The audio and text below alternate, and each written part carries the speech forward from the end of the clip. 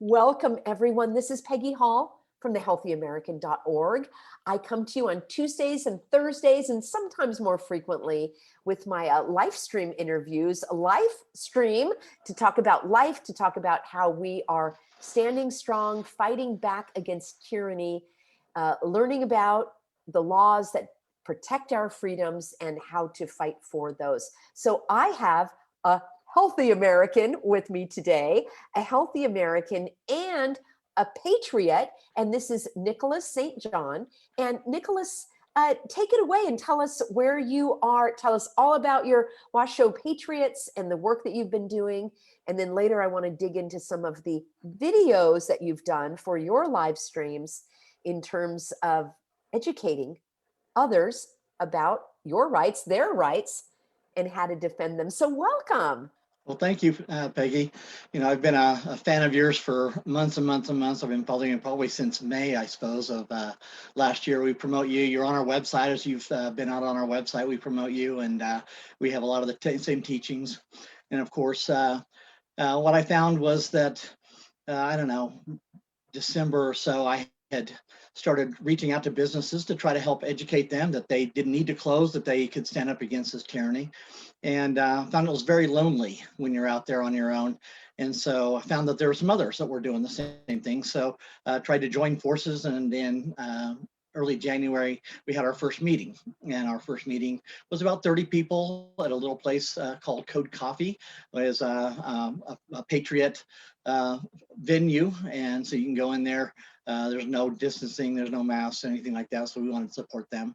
And as it grew there from 30, that first I think it was a Sunday afternoon, till now we have almost 450 people in our organization. That is incredible. And I really want to underline this point because what you said is that you looked out to collaborate with others. You wanted to find people that were interested, and you started with a small group and it has grown. A lot of people sometimes get frustrated and they say, oh, I feel like I'm all alone here. You've got to reach out. What are some of how did you grow your group? How were you able to find people and they find you? Well, we have a number of groups on Facebook, a number of groups on Nextdoor app was a really big place that we use. Of course, they're not completely in agreement with all that we say, as I'm sure you're aware. So we reached out when anyone responded to something. I think there was a group about exposing liberal hypocrisy. And so whenever I would find someone that posted something positive, I would private message them and tell them about the Washoe Patriots. And we were formed really to encourage each other, to train each other, to support each other. And really a key was, I built out this website, Washoe Patriots, and we wanted to put in communications. And so we have two major forms of communication, which has been invaluable. We got an Aweber account and then a form so people could sign up on there. And we also got a Slick, I think it's Slick Text account, and people can sign up with text messaging. And so we have two different modes. We even have an emergency alert. So if you get in trouble or your business is in trouble, you can text that. It comes to me. Then I turn around and blast it out to 182 people to say, let's go help this person or this business. Here's what's happening. And it actually sends us their GPS so we can actually know exactly where to go. That is incredible, Nicholas. This is exactly what we need. People connecting with people and being able to rely on them and take that action so that if they know that you've got their back, they're going to be more likely to be encouraged to say, you know what, I can test this out or try this. If I get in trouble, I know somebody, and maybe 100 people will be helping me. Right. What are some of the calls? Have you gotten any? Have you had to use that so far? Have people been in trouble? No, What kinds of things? yeah, no one's done that yet. But we put it out there so make sure everybody knew that we were. We also developed a flyer so that we could actually hand something out. We started with packets, and there was literally dozens and dozens of pieces of paper in those packets. And it was too much information. The businesses were overwhelmed. It took me, I think, 2 days, and I was very keen on this, and it was just way too much information. So we had a trifold, professionally designed trifold that we could hand out, has our logo on it. It says, "Look, we're here for you. We're here to support you. You have your rights." It has the Constitution, I think Article 6, where it talks about your rights. And so we have that in there. And then we have ways to contact us and to encourage them to be part of the organization. I just love that. Now you're in the state of Nevada, and Right. give us the lay of the land there. Um, what is what's it like? Are they requiring masks? Are businesses being persecuted? Are they able to stay open? Give us a little feel. California's pretty shut down. Well, we went through that. Our illustrious dictator in chief decided that he would not call it a lockdown. But you know what? If it waddles like a duck and it quacks like a duck, it's still a duck. And although he called it a pause, it was literally a lockdown again, phase 2. He started releasing some of that, but in order to make sure they maintain control over us, he has gotten rid of pretty much the social distancing. He's opening up the restaurants. There's no limitations, all that stuff. But guess what remained? The mask? Yeah. The most visible, right? Right. And everyone who knows me here. I get calls, "Nicholas, can you go with me? Because I'm going to go into this business and I don't want to go alone." And I've gone with a number of people. And sometimes there's no confrontation at all. Sometimes there's just a little bit of educating for them, and then we go on. I mean, we had a specific incident at Shields, which we videoed, but we never did post that.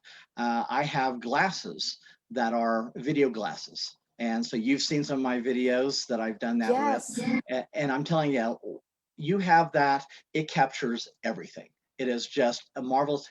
For $23, $24, everyone should have these. Tell us a I little bit also, more about them. So they look like this and there's a camera. Do the other people yes, know that you're doing it? Tell us a little uh, bit more. yeah. There's on the side is the camera and the microphones. They look like regular glasses unless you know it. In Nevada, you have to tell them because there's a 2-person.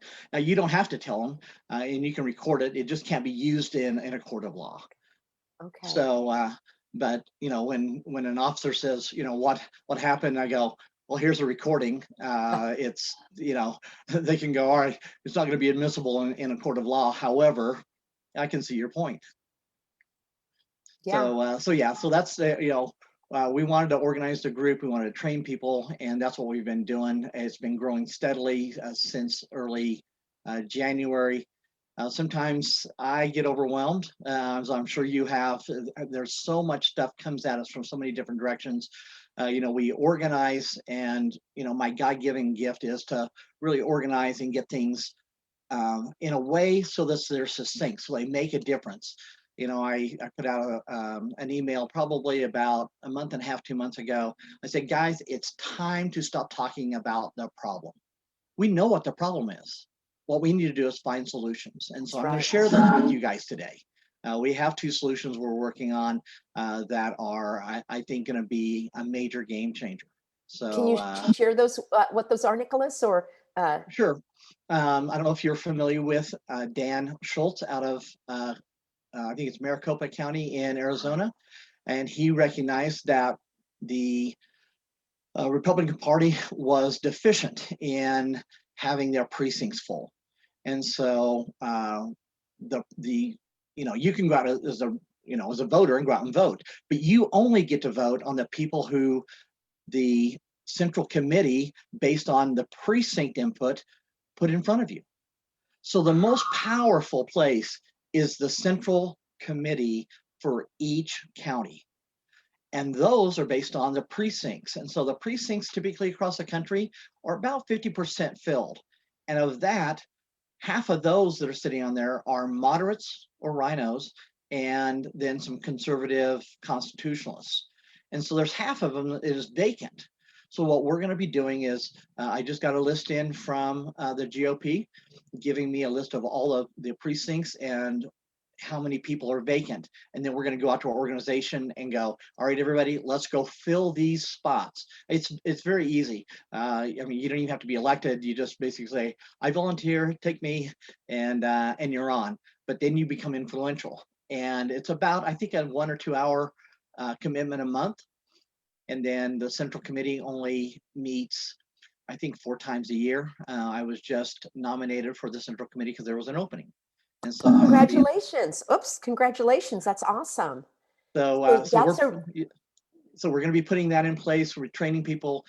We educate all of our people on what the constitutional things are, what kind of candidates we're looking for, and then because we have the numbers are growing, we have access to people who are going, hey, count me in. I'll take a stand. If you'll back me, I'll go run for city council or any number of the board of trustees for the yeah. education or any of that stuff. Well, I love what you're talking about, because this is exactly, if we look at the flip side, is how we got in the circumstances that we are right now. Those that were elected or selected or put into place, however you want to say, did not have the best interests of we, the people. And our form of government is called a republic. It means Right. public, of the public, republic. And in fact, our California state flag is called, it's the California Republic. That's Right. what the name of our state is. And people forgot about that, or, I don't really fault people too much, Nicholas, earlier, because I believe Right. Americans by and large are trusting. And we believed, okay, I elected somebody so that I don't have to do their job. They're in the position. I elected them. Let's hope that they're doing the best thing. And maybe I'll check in on an email or something here or there if they send an email update. But now things are different.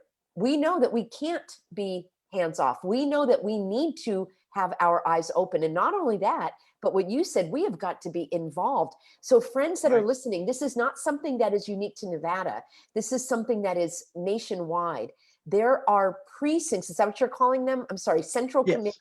Yeah, there's precincts, so there's every region or a county is all divided up in precincts, and then there are members of the precincts, and then the precincts work on getting people on the central committee, and they give their input. So How do we maybe start to find that? Where would somebody start in their state to find that? you go to the county GOP office, and they're the ones who have all those stats.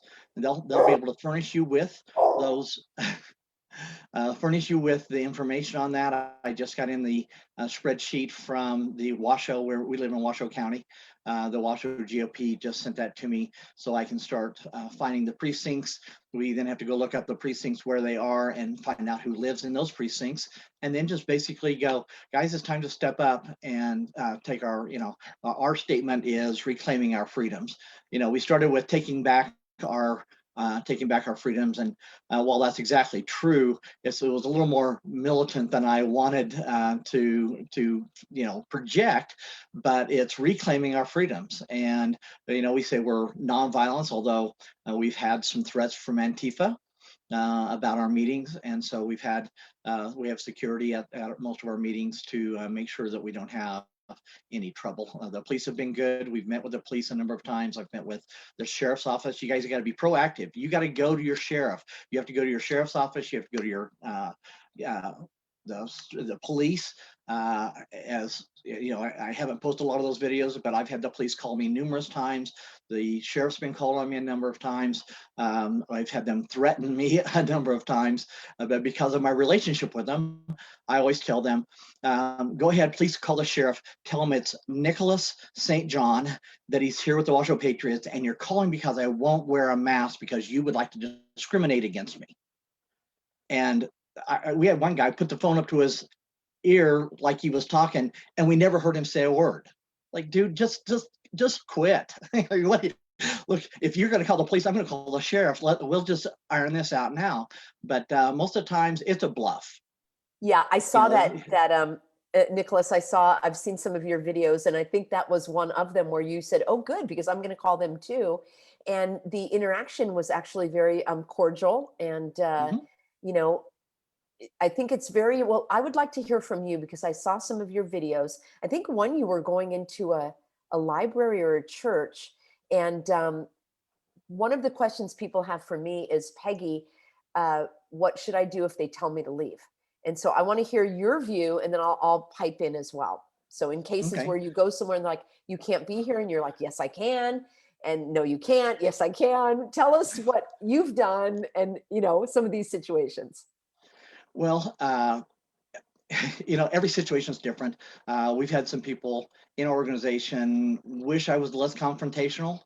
But when we started, I think the first meeting I talked about it being equivalent to, I think, May of 1770 or 1771, where Samuel Adams was really the first one to confront the Brits about this overreach. And so it was well before Wow. 1776 and the Declaration, but that was the thing that started it. He took a group and they just said, enough, we're not going to do this anymore. And so it does start with confrontation. And I tell everyone, listen, do this to the place you're comfortable with. Listen, everyone's at a different place. Listen, if you feel comfortable just walking into a place without the facial concealment device, or the what I call the FCD, that if you feel comfortable doing that, then do that. If you're not comfortable, at least try it. Walk in, find out, oh, I got 10 steps in there and nobody arrested me, right? And so go in, walk down an aisle, come back out. Don't care. It doesn't matter. By the time they call the police, look, you're gonna be gone anyway. And as Peggy knows, I've been confronted a number of times. I've been cornered by employees. At the time, I wasn't carrying not mace, but pepper spray. So I carry pepper spray. They're not gonna ever do that again to me. And we'll find out really how well their little facial concealment devices work. I love it. I really love that. And this idea is so important, friends. I really want you to understand, because I know there are many of you wonderful, healthy Americans that I meet all over the place. And then you kind of take me aside and you say, oh, Peggy, I have a little confession. I just wear it under my chin, and I just had to run in. But they're actually, Nicholas, they're asking me for help by saying that. They Mhm. want me to encourage them. So what you said is exactly what I recommend. And build your muscles. Go to Right. a place where it's less, um, there's less risk. So, the corner places, the neighborhood places, like I wouldn't go into, we hear about Costco, and we have Trader Joe's where we are. They're very militant. But, you walk in, Right. turn around and walk out. Nobody's going to arrest you. You're Right. not going to get tackled. You won't even be denied service because you're not doing anything. Right. And then, like you say, walk down an aisle, build up your gumption. I really like that Right. word. Yeah. And then maybe one time just go by like a candy bar or something. I've seen Right. many people do this. I also want to say, I want to really define that term confrontational, because we've been using the word, or to confront Hmm. someone. So when I think of it, um, there's a peaceful way of doing it, which is Hmm. still like intentional, and you're still sticking to your guns. Can I use that Right. phrase? And Yeah. then there is where you're going to escalate things and they get out of hand. Now, I know Right. emotions run high. It's very, They do. very stressful for me, for anyone to be in these places where, like, I'm just trying to go shopping. Seriously, you're breathing down my, well, not breathing down my neck. You can't breathe with that Yeah. thing on. Yeah. But to feel that level of anxiety, so Uh-huh. emotions run high. Sometimes it's just best to leave. You know what? I know you want to stand your ground. I agree with you. But at a certain point, it's, in my view, you're really, I'm going to use the expression, feeding evil. It's like you're in a Mhm. very low, like a bar brawl, where you want to be Right. elevated above that. It's Right. not easy. And I'm not saying I'm perfect at it either.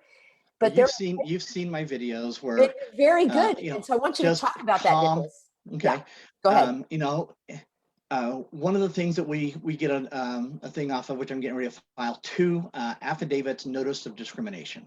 So one of the videos I was in, I went to the school district to exercise my First Amendment rights to redress my grievances. This school district here it's a joke. They're not listening to anybody. They're not looking at the science. They've shut us out. And we had over 100 people at a meeting on the end of the 30th of March. And so I went in and did not, I don't wear it. And so I had a number of people. Again, I have my glasses on. If you guys want to go to my Rumble channel, Washoe Patriots, you can watch that where I was trespassed. I had 3 police officers talk to me, including a sergeant, who it's.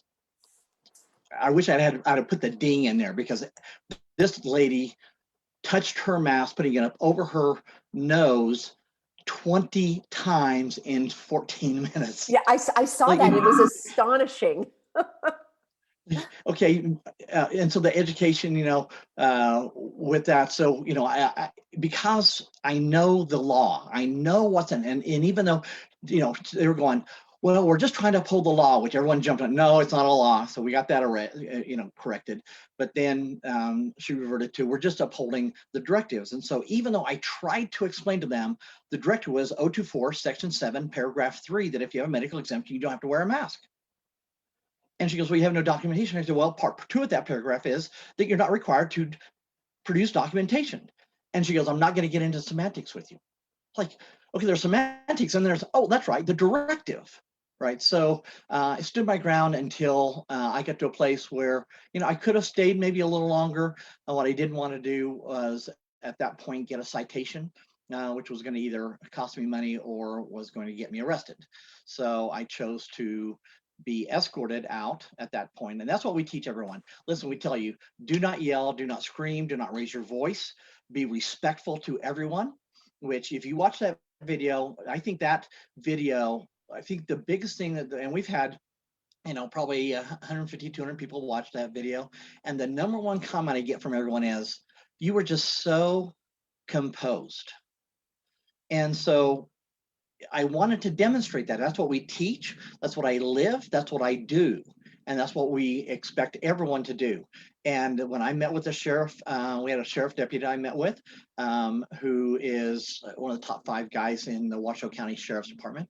And I gave him my personal number and said, listen, if any of our people get out of line, he says, I can't promise you that things won't go south. I said, I understand, emotions get going, and it can escalate very quickly. But I said, here's what I want. Here's my number. If that happens and they're a Washoe Patriot, call me. I will drop whatever I'm doing, and I will be there in an instant to de-escalate that situation. And I meant it, and they know I meant it. And so we're here we've had a number of conversations with the police at the county building and the sheriff's. Every place I go, all of it has been very, very calm, very collected, very respectful. Again, they're in a hard place too. And a lot of them, they hate wearing these things as much as we do. And they're in a hard place because, what are they going to do?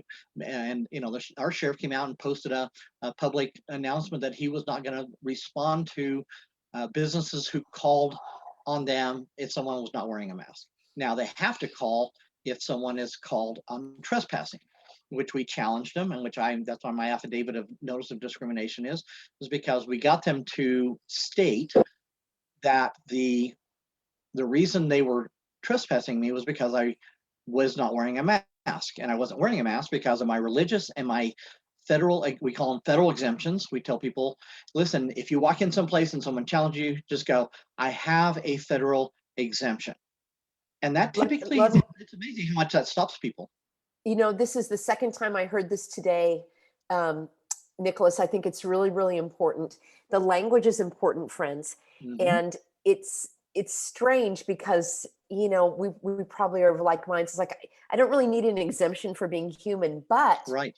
The store clerks are under this, or the board of, school board, what have you, the library clerk, any of these, they want to hear those magic words. They want you to say, I have this exemption. What I want everybody to hear what Nicholas said, a federal exemption, like something I heard today, right. A federally recognized exemption, which is true because the federal government has laws that protect you from being discriminated against. And Nicholas, I want to take this opportunity to say one more thing.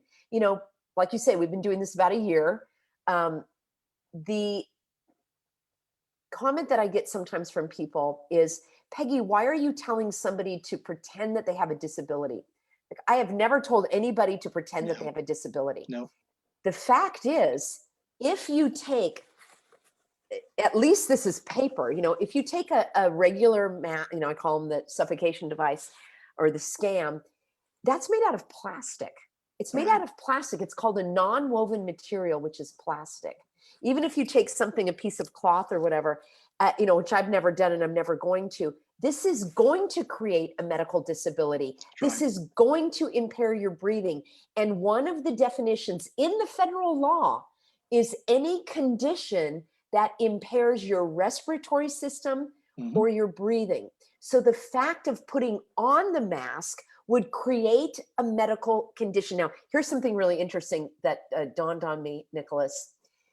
If someone actually had this disease, which shall not be named, and has not actually been fully vetted, but let's just say somebody has tuberculosis, for example, or they have AIDS, or they have something else like this disease.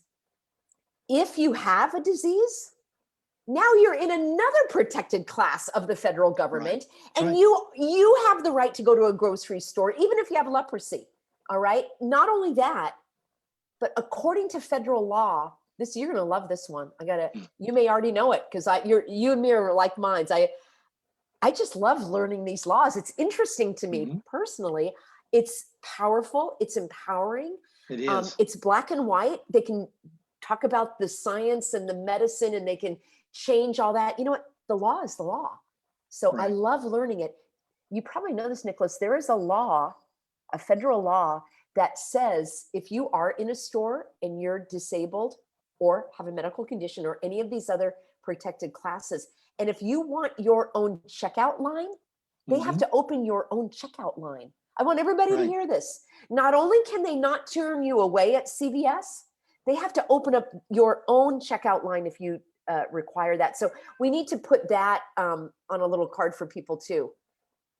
And the other thing I was going to say, and then I want to go back to your story because I watched that video and I thought it was exemplary.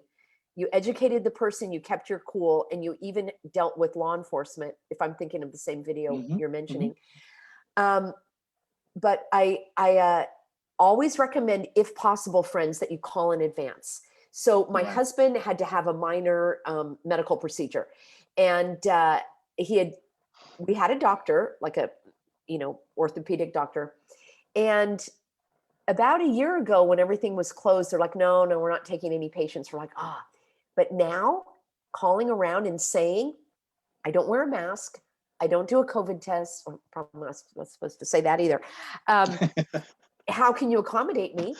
They took him as the first patient. They just set up the practice so that, he wasn't going to infect anybody. It can be done.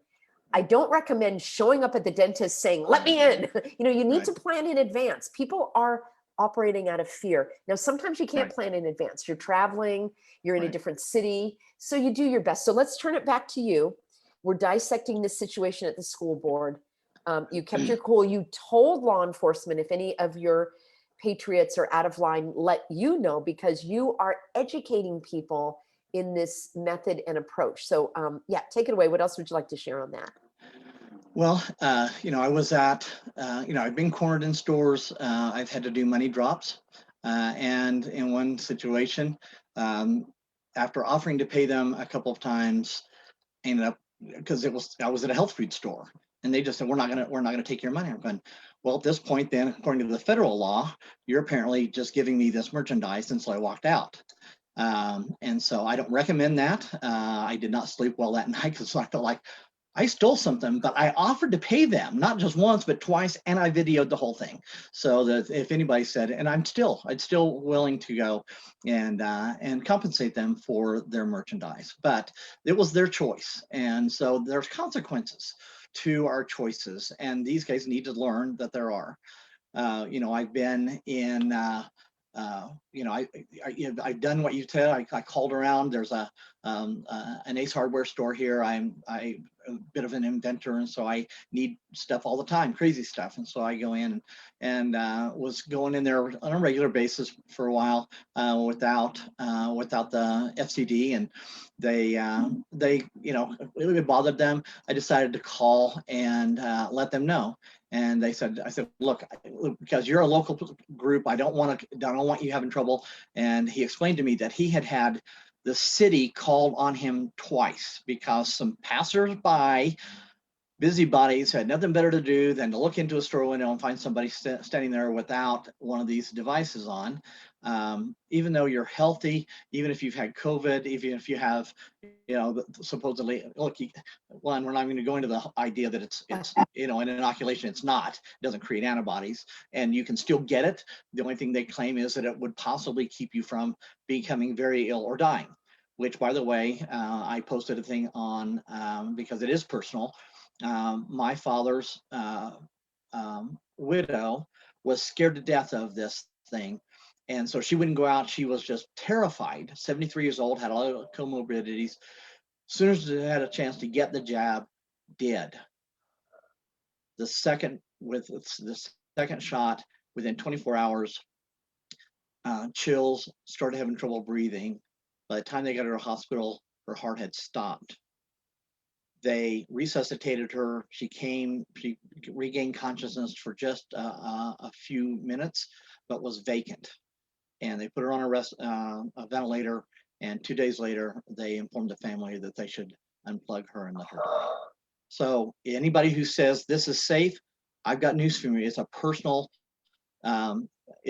to me. It's not safe. And we have no idea from as experimental as this thing is, it's dangerous. And I tell people, I have another friend who's recovered, and they told him to get this jab anyway. I said, on what planet do you think getting over the flu and then going to get a flu shot makes any sense? Guys, start connecting the dots here. This does not make sense. None of it. Remember, one of the first pieces I wrote on my blog, unsickyourself.com, was that the thing that was I figured out the number one symptom of this, and you're going to love this, Peggy, was that this virus had managed to suck common sense off the entire planet.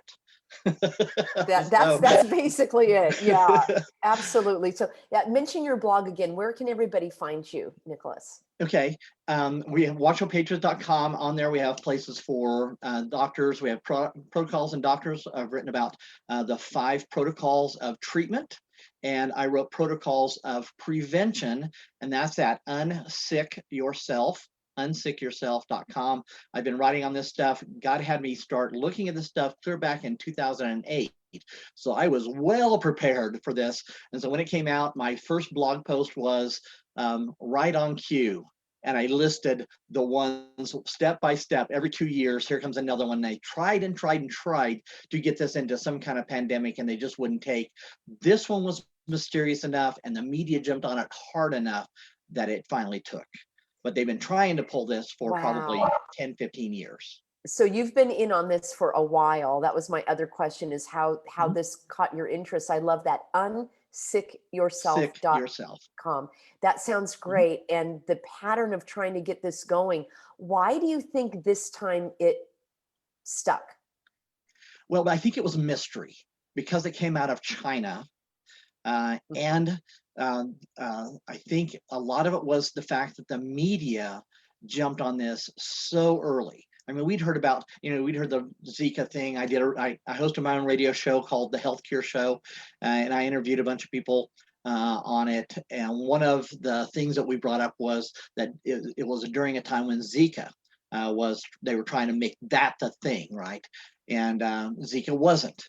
But if you watch the big names like Dr. Oz, he had projected 2 to 3 million Americans would get Zika. And so I went back and I have a fairly high IQ. I went back and started doing research and looked at it. I looked at dengue fever, yellow fever, all these malaria, all these different mosquito diseases. And I estimated that at a wild outside guess, maybe 10,000 people. I estimated it probably maybe around 5,000. And the number was 3,200 when that whole thing got done. So you can listen to Dr. Oz, which I love, and he's got a lot of good stuff, but he was part of the problem in this, trying to hype this and scare people into a place that it just wasn't a big of a deal. I was trying to work with Doctors Without Borders and say, look, get them high dose vitamin C. This Zika thing is going to go away. You're not going to have the deformed babies, you're going to have healthy pregnancies, all this stuff. And so, I'm an advocate of high dose vitamin C. I take 6,000 to 8,000 milligrams a day, every day. I was taking 5,000 to 10,000 milligram or international units of D3 with K2 and zinc and a few other things that I knew to build my immune system. And I had some roommates, it drove them crazy because I'm big into a sport called pickleball. And so I was out playing pickleball through this whole thing. I'd come back in and the guys would literally walk behind me with a dish rag of bleach, Lysol or wiping something. down everything I was touching. So it became, I'm touching this, I'm touching that. So just Well, driving let me crazy. ask you this, Nicholas. When was the last time you were ever sick with all of your protocols and your health? In 2000, I think it was the spring of 2008, I was just learning about this stuff. And I was working on an electric vehicle project in Wichita, Kansas for Neil Young, believe it or not. And I was involved in the electric vehicle industry, so I was the EV consultant. And the flu swept through our shop literally in an hour and a half, 2 hours. And everyone goes, man, we're worthless. Let's go home. So I go home, I do the protocols that I know. I was taking colloidal silver. I was doing some vitamins, and so that's what I did. And the next morning I get up, I'm fine. And so I go into the shop, and it's a ghost town. Nobody's there. I thought maybe it's a 24-hour bug, right? So I go in the next day, same ghost town. 2 weeks. I'm sick for 4 hours. They're sick for 2 weeks. So, God has given us the things that we need to stay healthy. And so that's why this was never, this wasn't even a blip on the radar for me, because if you look at the things that Dr. Frederick Klenner, who pioneered high dose vitamin C therapies, I mean, the guy cured polio, for crying out loud. 60 out of 60 cases in 1948-49 of a disease that CDC, by the way, for those of you who are out there going, well, Nicholas, you got to trust the CDC. For an instant, listen, the CDC says that polio is still an incurable disease. Dr. Frederick Klenner cured 60 out of 60 patients. That's right. I'm not great at math, but it's 100% success rate. And he did it in 48-49, 7 years before the vaccine was even out. Was that a fluke? No. Dr. Jungbluck out of Germany heard of the same protocols. He did it with the exact same success rate. So if the CDC, which knows all, is still saying that polio is an incurable disease, and we know of 2 doctors who cured 100%, maybe you should start questioning some other things. There is a lot of, I'm very skeptical about anything that comes out of that CDC. Deeper digging for sure. So I've got a question for you here about your county. And are you thinking of taking what you're doing and duplicating in other places in Nevada? Have people reached out to you to say, what are you doing in, Las Vegas County? Or I don't even know, think if it's called Clark. Las Vegas. It's Clark. Clark County. That's right. Yeah. Yes, actually, people from some other counties, Story, Douglas, have come up to our meetings, and I developed so this, again, you guys are probably listening from all over the country. We developed this so it's completely duplicatable. Perfect. This site, the washopatriots.com site, is a WordPress site, and the emails, which I didn't even talk about, and I think someone on your group is part of our emails, so they get that stuff from us. But I've written a whole series of email on education. What is a public accommodation? What do you do if you're confronted? What if you do if the police? How do you react to this? What are your rights? What's the amendments say? How do you react to this stuff? And be educated. And so we have a whole series of emails. And so we sell that whole package for someone that wants to duplicate that for just $200. You don't have to develop that. We have spent hours and hours and hours writing emails, setting all that stuff up, and we can help you get your own site. we went out and we got our, you can see our logo here. We went out first thing, we got a logo and got our name, and then got the email, all that stuff set up. So it is duplicatable. We want you to duplicate it. It's been a very effective system, but the key is, one, strong leadership, and two is having a set of communications, ability for communication that makes it easy and streamlined, because otherwise you can get, as I know you get inundated with emails, as we do. It takes me sometimes, I'm up till 12 o'clock, 1 o'clock answering emails, because you just, don't have It's time. relentless. Yeah. Yeah. Yeah. So, Awesome. That is so great. Well, we're going to wrap up in the next few minutes here. okay. So anything, Nicholas, I didn't get a chance to ask you that you would like to share in this fight? How about some, going forward, what do you think is going to be happening? Will they be, taking their foot off the pedal? Will they be going stronger? What do you think is going to happen? Well, well, first, one of the incidents I want to just touch base on was, I was at a church, which I sent you the information on. And you know what? It pains me, as I know it does you, to see people afraid. At the level of fear, everyone, a year ago, they all preached on Mark 4, where Jesus was asleep in the boat, and they're going, aren't you afraid we're going to die, right? And then I think Psalm 91. So everyone talked about, they preached on this whole thing of don't be afraid, and then they all became afraid. And so we had a new patriot join us, is running the Nextdoor app, and so I had a number of conversation with her. Decided I'd go to their church. When I walked in, the first thing I got confronted with was a guy who wanted to take my temperature. And so I informed him that that wasn't going to happen, and walked in, of course, naked faced, and is what we call it a lot. Instead of like about what is there or what isn't there, I talk about it, we call it naked faced, and gets a lot of attention.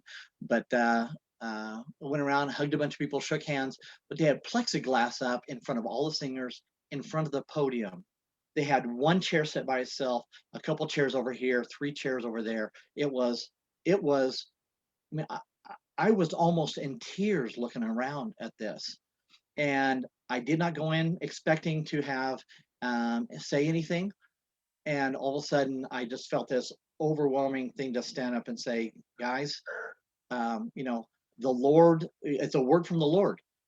We are not to bow down to Baal. We're not to bow down to a governor. We're not to bow down to the President of the United States. We have constitutional rights, and they're being abused, and we need to be free. So take this thing off and be free. And as you can imagine, it did not go over very well. Let me stop you for a second, because I want people to be able to see this video. And friends, put this image in your mind here, going to the church for the first time. During the service, our friend Nicholas here stands up. Did you stand up on a chair? Yeah, I did. And proclaim the truth of, as you just said. And I want everybody to watch this video, because it's quite interesting. Or actually, was it videotaped?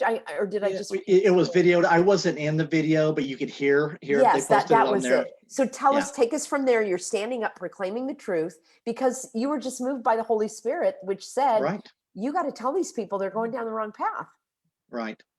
So, yeah, I mean, it was probably maybe about a minute, and of course, the pastor and another guy who came over and stood on either side and proclaimed that I was done, although I wasn't yet. And so when I did get done, I stepped down, and the guy that came over, not the pastor, but the other one, actually grabbed my arm, and I informed him that he was to not ever touch me. And I said, I will leave, but you do not touch me. That's not the way this works. And so I left. The pastor went on to explain that this was an attack. There's a difference between an attack and proclaiming the truth, guys. I did not wake up in the morning going, oh, great, I can't wait to really just throw this whole church into an upheaval. But, delivering the truth sometimes can. But truth doesn't divide. Truth unifies. And so there were people that apparently were shaken and questioning. And at the end, it was proclaimed that, you have to trust us. that we're hearing from the Lord. And I'm going, no, you need to trust the scriptures, and hope that they're hearing from the Lord. And I'm just telling you that right now there's a disconnect here somewhere. Again, I feel for the pastors. They said there's consequences. I said, well, the consequences are that eventually God is purging the church. He's getting ready for his bride, right? And it has to be spotless. And for the churches who are sticking their head in the sand, who are rolling over, I'm sorry, guys, I know you don't want to hear this, but your lampstand is going to be removed by the Lord. We have to stand up, and we have to stand on our First Amendment rights. Those weren't given to us by the guys who wrote the Constitution. They were given to us by God, and these guys decided to put it in writing that no one was to take them from us. And the churches have rolled over and given them back. And we have different everyone has different relationship with God. Some of us we feel the heart of God, and sometimes it grieves us. If you go back and read Jeremiah, this is a guy who wept, right? Well, why did he weep? Because his connection with God was different than most of ours. He felt the very grieving, the gut-wrenchingness that God feels in his heart over his people, and for them being misled and living in fear. Now, I had a friend early on say, Nicholas, what do you think of this? I said, what's to think about it? If you get it, you die, you go to heaven. What's the downside, right? I know it sounds simplistic, but really, as a Christian, what else? I mean, look, my best day in heaven, or my worst day in heaven, is going to be so much glorious than my best day here. I mean, what are we talking about, right? I just love that, Nicholas, how you described that. And in my view, we are dishonoring God Yes. by pulling back from life. God gave you life, and I'm speaking to anyone, and I like how you put that, Nicholas. Everybody has a different relationship, and God will reveal himself to you. If you still feel that, like, I don't really feel that, Peggy, you're always talking about this, just pray to God, ask him. He will show you. He will show you the path to walk in. What Nicholas and I are doing, it's actually not even that much fun. We're called to do it. It's like we're compelled to do it, almost like maybe I'm just speaking for myself, but I think we're of like minds. It's like a compulsion, I have to do it. I would love to go to bed before midnight and not answer all these emails, but it is literally directed by God. And it is dishonoring God by living in fear, and by not also, yes, we all have different physical abilities and maladies and so forth, true, as well. That's very true. And I know people that are strong, have a very strong faith, and they have a damaged immune system. That's true too. But to live in fear by not living, how is staying home and not participating in life living, and how is it honoring God? And I believe that the fear is so strong, Nicholas, it's almost a fear of living, because otherwise get out and live. And wouldn't you want to live every day? If you're only going to live for another week, wouldn't you want to go out and go to every restaurant if you're going to die from whatever this is? Why in the world would you even not participate? So I think what you did in that church is just the most awesome thing. I can't imagine what the people were thinking, and you're planting seeds, and there may even be the very ones that escorted you out.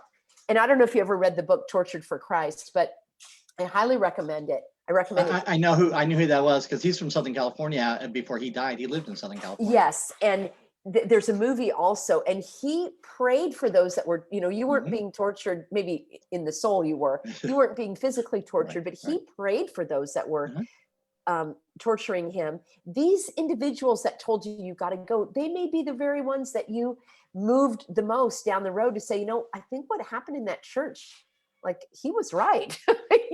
They were so close to it. So I love that story. I love what you did. I think more people need to do that. It's troubling to me that the churches are the ones that are in many cases leading the flock astray. So I'm deeply troubled by that. Me too. I would like to leave on a positive note here. What are some of the good things? Are there restaurants open? Are there businesses open?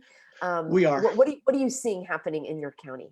Well, they've relaxed a lot of restrictions. The businesses are open. The 6-foot social distancing experiment has pretty much come to an end.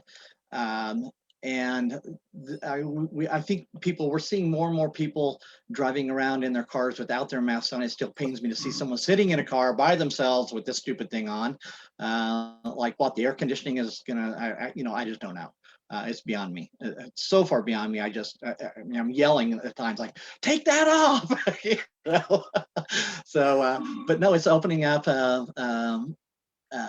When they're gonna, here's, people go, well, Nicholas, it's better. Well, look, if I was punching you 10 times in the face every day, and I went, I'm only gonna punch you 3 times a day, you would go, oh wow, that's better.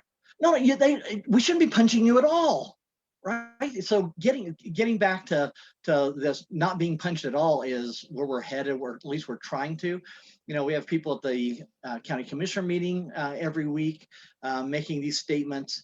The school board, we're locked out of the health or the school district, and I think they're now finally going to allow us back in again, hopefully. And when we do, I'll activate the Patriots to go out and start again confronting them on the nonsense, because there's all this, social justice and all the other nonsense they're trying to put in on kids. So we're working on it. There is hope. But getting around, on a positive note, get around others who believe like you do. When we haven't had a meeting, we're getting ready to do a big rally this coming Saturday out at Landers County in Nevada. It's Battle Mountain. Sheriff Richard Mack is going to be there, giving them an award, being the first constitutional county open. Joey Gilbert's there. Dr. Simone Gold's going to be there. They're expecting 10,000 people in a town that's got 3,600. So we're big festivity. We're looking for that. But get around patriots, get around other people. And I know Pam Popper talks about this with the little groups, and then the groups get bigger, and then they put the groups together. And get something like what we have on the Washoe Patriots website. We have the template, we have the emails that can help you communicate with them, but get around them. There is hope. There are people like you. One of the things that, again, I'm a scripture guy, so, Elijah was in the cave and he goes, Lord, I'm all alone. I'm the only one who's not bowed my knee to Baal.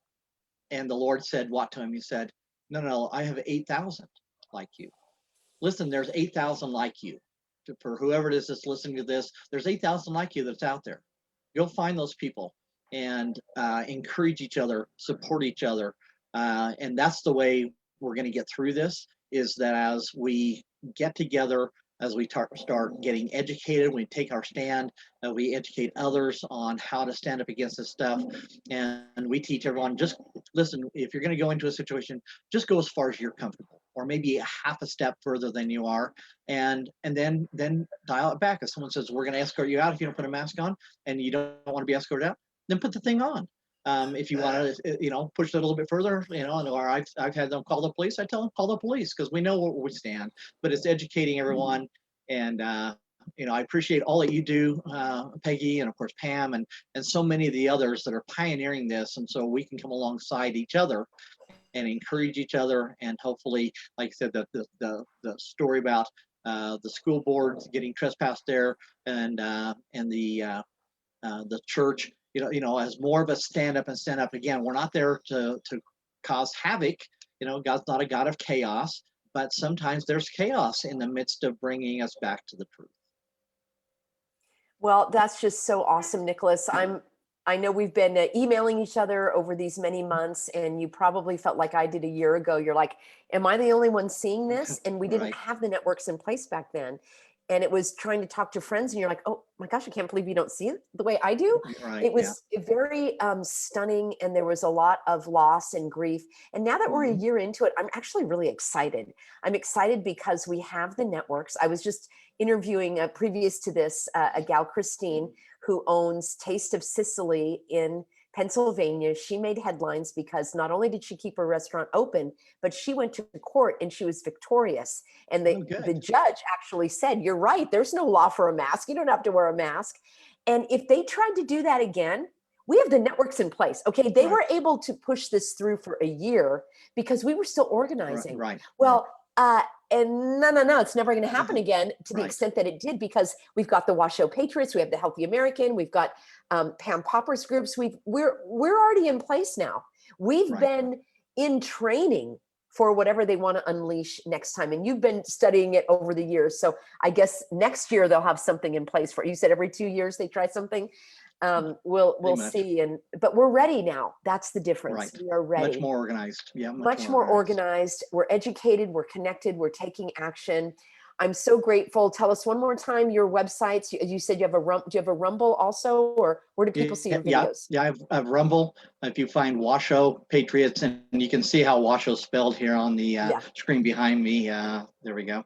Washoe Patriots is our group on Nextdoor app and on Facebook. The groups it's Washoe Patriots, and then on Rumble, I think we have a MeWe account, but I haven't put anything on there, and also Gap. So we're expanding. We're working the various social media, although I don't agree with most of them and the censorship, and I've had a lot of stuff taken down, as you can imagine, as well. But that's a great place. There's a lot of people on them, so we continue to use them to reach out, and so we use them as a networking and kind of recruiting platform. But you have to have people in place. It's when I was trying to run it all, you just can't. So I now have fellow patriots who are now running those groups on the various platforms, and they're doing a great job. Their stuff fresh almost every day, if not a couple times a day now, and a lot of people are starting to engage. So that's that's really a good place to start, and make sure that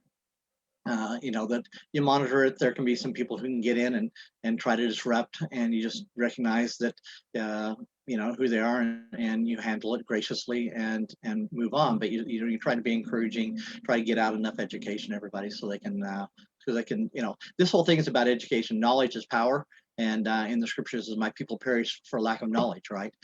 And so let's educate. Let's get educated ourselves, and then start educating others. And if it's just a group, listen, if you need to get 4 or 5 or 6 people together at a coffee shop that says, yeah, come on in. You don't have to wear a mask in here. We appreciate you. Sit all of you sit at one table, be my guest, and then start looking at the stuff that Peggy puts out, that we put out, the Constitutional Law Group puts out. I'm getting ready to file a couple of affidavits and notice of discrimination, because I was discriminated against through Zoom at the county commissioner meeting because I had some stuff I wanted to show them. They said, oh no, you can't show that because you're on Zoom, and they have a camera there if you're in person. One, okay, title, you're in violation of Title 42, paragraph 2000, subparagraph A, that says I have free and equal access. That's right. Okay, so we have to file these things, guys. We have to start holding them accountable. And that's been one of the discouraging things, I think, Peggy, for a lot of us, is we're like, who's being held accountable? Yeah. Well, listen, it's our job to start filing these things so we can hold them accountable. Well, that's so awesome to hear, Nicholas. I want to segue a little bit because I'm going to be teaching a class on what to do when you've been discriminated against. Mm-hmm. In the early on, I really was mistaken because I thought that these agencies were working on our behalf, and then Right. come to find out, well, the Department of Justice doesn't do anything, but Right. there are other things that you can do locally. So you go to Yes. your own state's Sure. agency Right. of civil rights. Tomorrow, as a matter of fact, I was just checking my calendar. Tomorrow at 10 o'clock, I have an interview with our California Department of Fair and Equal Housing. I know it sounds fair employment in housing. I know it sounds funny, but this agency handles all discrimination, and I am being discriminated against by my city. So they're taking my case. I'm going to be talking about it tomorrow, and I want to do a class to teach people how to do it locally. You can make complaints against your state's board of insurance. You can make a claim against your state's housing if you are being told that you have to wear a mask in your apartment building. You can go with your district attorney. You can make a case with the Consumer Affairs Board in your state. Mm-hmm. You can go with any of these medical licensing board, in any other of the professional boards. So I love this. Is really now we're honing the tools. Mm-hmm. In the beginning, it was like, hey, you're breaking the law. And like, oh, they don't care that they're breaking the law. Right. But we're going to hold them accountable at a local Mm-hmm. level. So Mm-hmm. I'm so great. Hang on with me. We're going to stop the stream on Facebook. Everybody, please put your comments below. Hop on over. If you know somebody in Nevada, even if you're not in Washoe County, you can still go to the website and learn from the information. Mm-hmm. I've been there. I love it. It's very clear. It's very clean. It's easy and simple to follow. And Nicholas has his blog, which is unsickyourself.com. Unsick Yourself. Yeah. You can find out health info there.